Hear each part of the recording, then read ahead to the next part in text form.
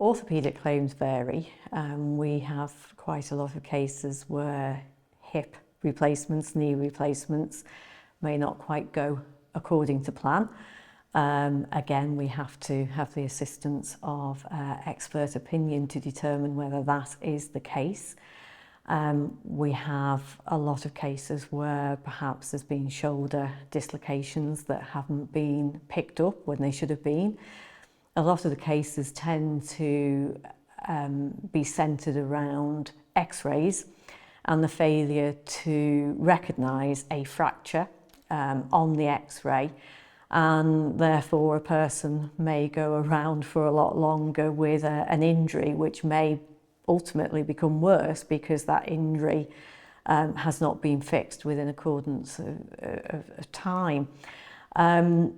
They can be difficult because sometimes, and very often I say this to people as an example, if I were to fall over tomorrow and I injure myself and I hurt my hand and I go up to our local hospital and they x-ray me and say, it's okay, you've just got a sprain, go away, that's absolutely fine. If I then go back in 6 weeks' time and say, look, I've still got problems here, what's wrong with my hand? And this time they look at the x-rays or x-ray me again and look back and think, you've got a fracture there. Then we have to decide, right, well, okay, what harm or damage have you sustained as a result of them not recognising that fracture 6 weeks ago or whatever it is? And in that particular case, then you probably say, if it's a minor fracture, that probably what they ultimately told me to do, they would have told me to do in any event. So in other words, you can't blame them for the fracture. I did that myself when I fell over. But you could say that perhaps I've got additional pain and suffering, as perhaps they might have strapped me up or made sure I wasn't flinging my hand about or whatever.